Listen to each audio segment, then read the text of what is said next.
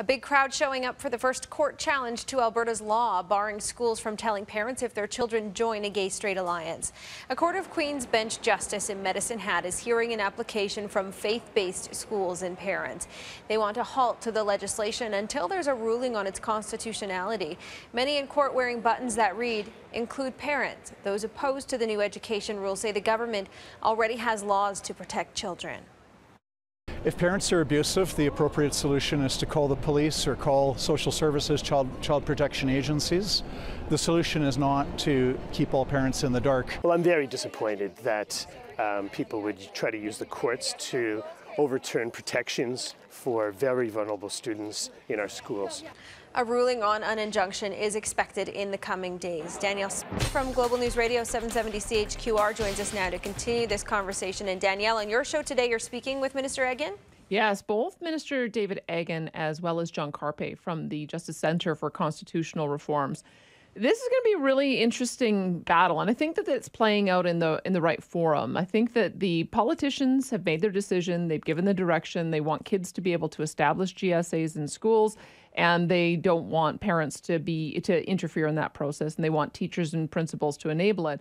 On the other hand, you've also got John Carpe making some good points that there are examples of kids who are at risk, that dealing with their sexuality ends up creating emotional issues, potential cutting, potential suicide. And at what point do you bring the parents in to make sure that the kids are not a danger to themselves? So I think that this is going to be interesting to see where it is the court draws the line. And furthering this conversation, what are the next steps when it comes to this? I mean, school starts again in September. What are we going to see? This is what I'm going to try to find out today, because I don't think we got a ruling yesterday, but John Carpe is asking for an injunction. Keep in mind, there's 25 interveners in this case, a whole variety of religious backgrounds, Muslim, Sikh, Jewish, Christian. So there are a number of religious communities that have sort of a more conservative or traditional view of relationships, and they're the ones that have intervened saying that parents need to know.